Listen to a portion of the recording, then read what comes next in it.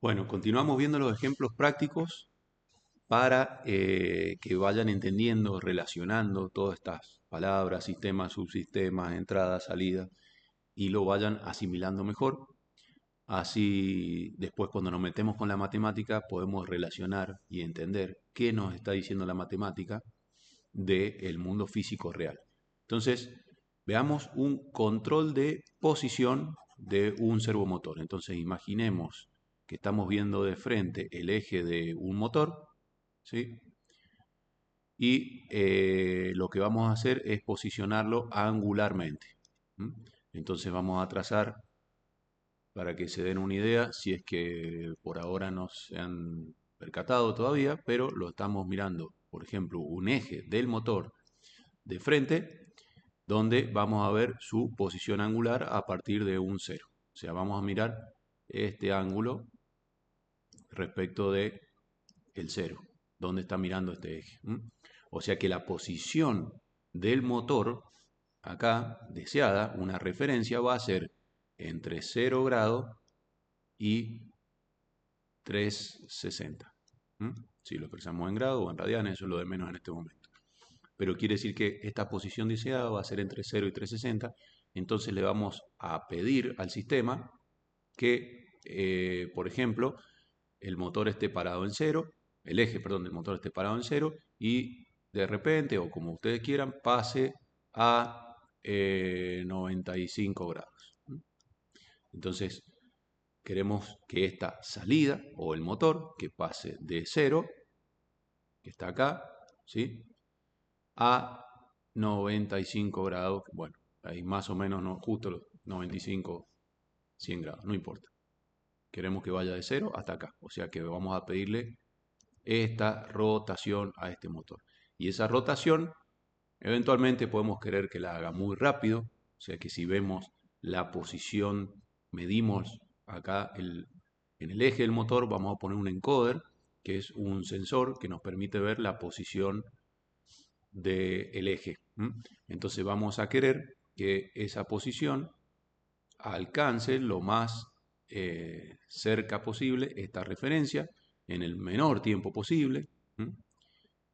Y eventualmente sin sobrepicos, por ejemplo. Esos serían los requerimientos de control. Para ello vamos a tener la señal de entrada, ¿sí? Acá van viendo, si ven abajo están descritos los componentes, entonces vamos a tener la entrada, que es la posición deseada, por ejemplo, 90, 95. Para comparar esa entrada con dónde está realmente el eje del motor, vamos a tener un sensor, que es un encoder óptico, por ejemplo, o un potenciómetro que transfiere de la posición de la resistencia, por supuesto, a tensión, y luego, por supuesto, vamos a tener que agregarle una conversión de tensión a grados. A grados. Todo eso puede ser parte del mismo sensor o puede estar esta conversión dentro de la primera etapa del controlador. Entonces el controlador involucra el compensador, la conversión y la conversión, digamos, que podría estar acá, la resta o la comparación y la ecuación o ley de control que me da la salida para este amplificador o actuador. Para aplicar acá de nuevo una tensión al motor y mover aún más el eje hasta tanto se alcance la referencia, ¿sí? Estamos hablando un poquito estamos mostrando un poquito de variables, pero lo importante es el concepto en este caso. Ya después vamos a ir al hueso con las variables. ¿En dónde se usa esto? Bueno, en robots industriales, en antenas direccionales, en posicionamientos en general, en impresoras 3D. O sea, tiene muchísimas aplicaciones y después hay muchos avances con respecto al tipo de motor, amplificador y controlador. Eso hay miles de avances en este caso, pero la estrategia, la parte central del controlador perdón, del sistema de control, por más que todo esto, motor, amplificador y casi controlador, a veces está adentro, a veces no, esté empaquetado en un solo hardware, por más que esté acá, la filosofía del control, entender el comportamiento, entender las señales, eso se conserva, porque eso es básico, es el fundamento de los sistemas de control. Entonces no importa que hayan avances en hardware en esta zona, el entender esto les va a servir para adelante, para siempre, sin importar que hayan cada vez avances que mejoran y simplifican simplifican este paquete de subsistemas. Bueno, pasamos a otro ejemplo para que vayan entendiendo las diferencias en las variables. Porque, miren, en este ejemplo seguimos teniendo un motor como planta, pero ahora en vez de tener una entrada de tensión, tenemos una mariposa del acelerador, o sea, tenemos un actuador mecánico que es en un, por ejemplo, motor de un vehículo. Entonces, ¿cómo controlamos la velocidad? Ahora en vez de la posición, vamos a controlar la velocidad de un vehículo. ¿Por qué? Este es un sistema de control de velocidad crucero.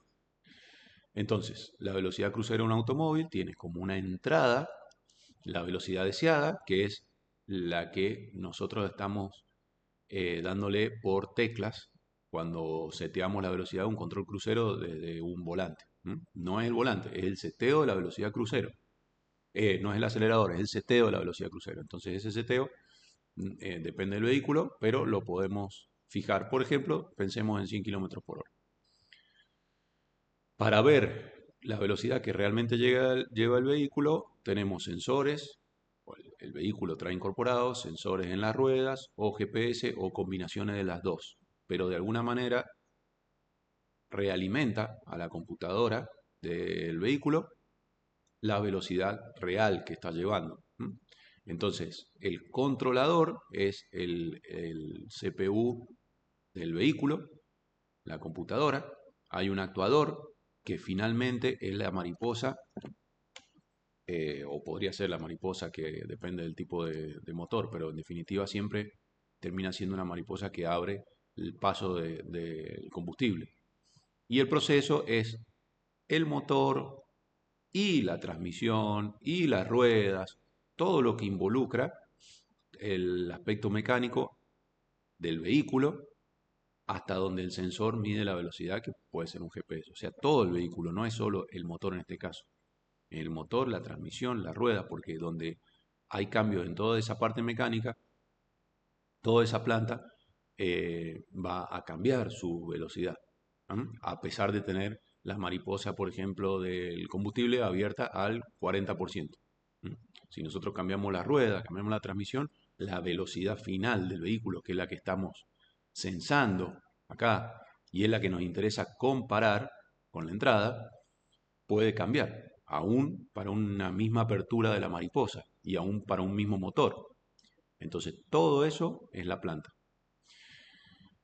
Dijimos ya de la salida. ¿Y qué puede pasar en este sistema? Acá aparece una palabrita que no sé si la vimos antes, pero si no, ya la introducimos, que son las perturbaciones. Entonces, este mismo vehículo puede sufrir perturbaciones en función de distintas veces que esté lanzado en la ruta. Entonces, puede cambiar el camino, puede tener más pendiente, menos pendiente, pendiente a favor, pendiente en contra. Puede tener viento, en contra, a favor, lateral. Puede tener más o menos carga.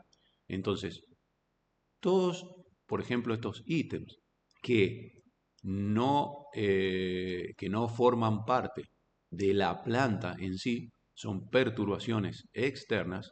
Digo, si yo pruebo el auto en un laboratorio, en una cinta, se va a comportar de una manera y después cuando lo saco a la calle, por supuesto que empieza a intervenir estas perturbaciones.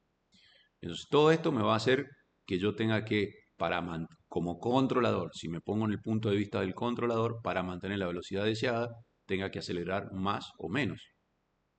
Si tengo más viento de frente o viento de cola, si tengo más carga o menos carga. ¿Cuál es el beneficio que quiero de todo esto? Mantener la velocidad constante, que es el objetivo de una velocidad crucero. No importa si voy en subida o en bajada, yo quiero que la velocidad sea constante sin intervención humana en el acelerador. Quiero automatizar el control de velocidad del auto. Eso es lo que está haciendo este sistema. Bueno, perdón, pasemos un poquito a ver qué quiere decir ya lo mencionamos, pero vamos a seguir profundizando sobre el lazo abierto. Cuando el sistema es de lazo abierto y no de lazo cerrado, la salida del sistema no tiene efecto. Esta es la fundamental, la característica fundamental del lazo abierto, que la salida no tiene efecto sobre la acción de control. Es decir, el controlador no está mirando qué pasa en la salida real. Simplemente está predefinido o tiene un cómputo que le hace aplicar una acción de control, se llama, que es típicamente representada por UDT. RDT suele ser la entrada en la literatura. UDT es la acción de control, que depende acá del tipo de entrada física de la planta y la salida física del control, determina las unidades o qué representa esta UDT, que en la matemática siempre la vemos como UDT, en la física puede representar alguna otra cosa. Depende del proceso. Y después CDT suele ser la salida, la variable de salida. Cuando no hay medición de esta variable de salida, acá el controlador no puede tenerla en cuenta. Y si no la tiene en cuenta, nunca va a cambiar su comportamiento a pesar de que surjan perturbaciones sobre esta planta que le hagan mover esta CDT, que varíen su salida a partir de una misma RDT, una misma entrada. Si el controlador no va a cambiar el comportamiento porque no ve la salida, pero como hay perturbaciones que influyen sobre esta planta, la salida no va a ser igual para una misma entrada RDT. Entonces, ¿cuáles son las ventajas? Diría, ¿por qué existen los sistemas de control de lazo abierto? Lo primero que nos preguntaríamos. Bueno, porque son muy simples y fáciles de construir. Es mucho más fácil que un sistema de lazo cerrado. Por lo tanto, el costo es menor. Y generalmente son estables, o si el sistema es estable y el controlador me lo mantiene estable y me lo mejora un poquito, esto ya en general se mantiene estable. O sea, el controlador no introduce problemas. Pero sí, es un sistema, por supuesto, muy sensible a perturbaciones, que es lo que ya subrayamos anteriormente.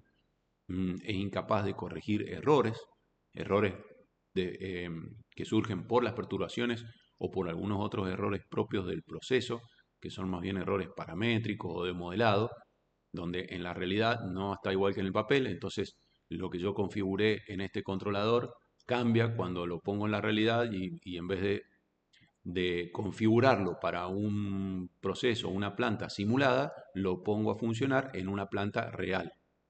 Entonces, cuando lo pongo en la planta real, ahí surgen errores y esos errores no los puedo corregir porque yo, como controlador, no estoy viendo la salida.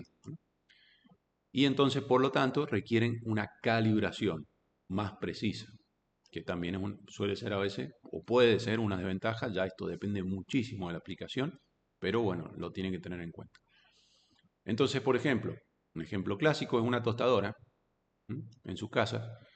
Fíjense que el tiempo es fijo. Si ustedes lo ponen en la ruedita donde le determinan 1, 2, 3 o 4, que esto puede ser potencia o tiempo de tostado, digamos, la resistencia está encendida una cantidad de tiempo que ustedes las definen acá, o la potencia que queden definida acá, o las dos cosas, no importa. Eso es fijo, no importa, o no mide o no varía el control, el tiempo y la potencia, que son las dos, las UDT acá que pueden haber, no cambian si está más o menos tostado el pan, si por ejemplo lo metieron congelado. Entonces, obviamente no se va a tostar tanto porque necesita más tiempo. Eso no cambia porque ustedes no están midiendo, o la tostadora no tiene un controlador de nivel de tostado del pan, por ejemplo. Entonces no lo está midiendo, no lo ve, esto es un control fijo. Por lo tanto, la calibración o los ajustes lo hacen ustedes. Si está medio frisado, le doy más tiempo. Si no está frisado, le doy menos tiempo para tratar de acercarme a un mismo nivel de tostado, digamos, si lo queremos poner así matemáticamente hablando. Ejemplos de numéricos. Bueno, acá ya medio que lo hicimos recién, pero ustedes quiero que se empiecen a familiarizar con cómo se representa gráficamente las respuestas o el análisis de los sistemas de control.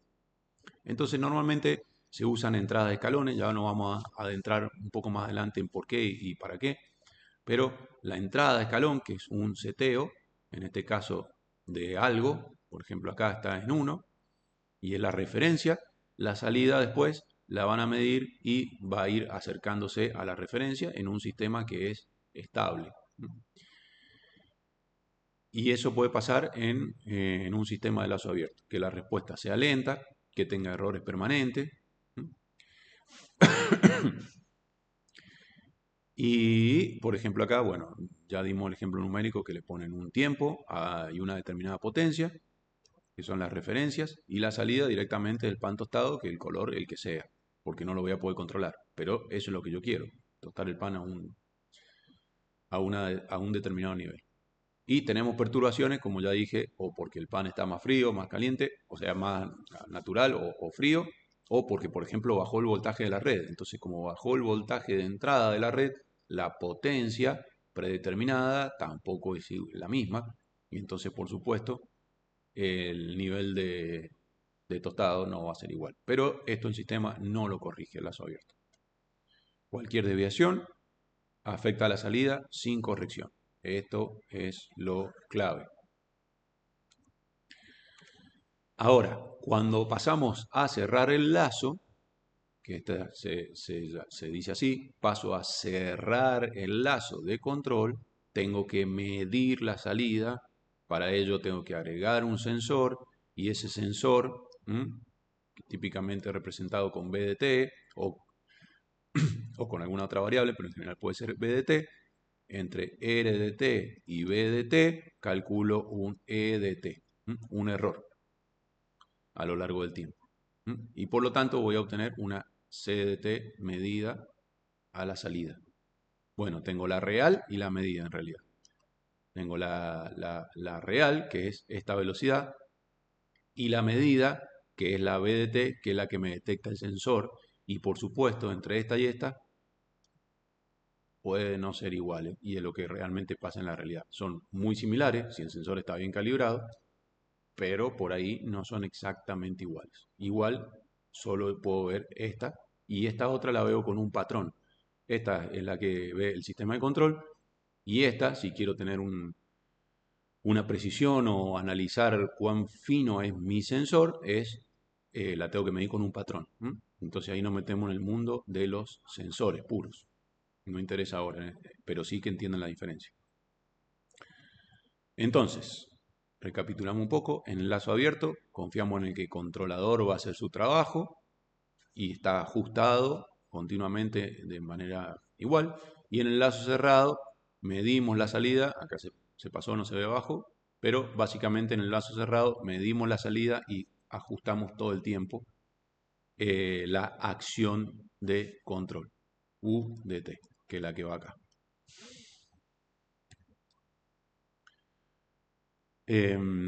Bueno, esto es lo mismo, lo acabamos de decir, está un poco más preciso. En general, acá también ya les voy introduciendo la planta o proceso, GDS o GDS es la forma de ponerlo en variable S o planos complejos conjugados, ya lo vamos a ver más adelante. Y por qué se pone así. Pero la clave es que la realimentación nos da un poder más de mayor complejidad y es lo que se usa en toda la ingeniería o control moderno. Bueno, para cerrar esta segunda partecita, les pido que pensemos qué pasaría si quitamos el sensor del sistema. Entonces, si este lazo cerrado que acabamos de ver, entrada, sumador, controlador, proceso, salida, y el sensor que mide la salida y lo realimenta el sumador, ¿qué pasa si se elimina el sensor o sale de funcionamiento, se rompe? Entonces, bueno, ahí piénsenlo, aunque lo estén viendo en la pantalla, por favor piénsenlo en los distintos ejemplos.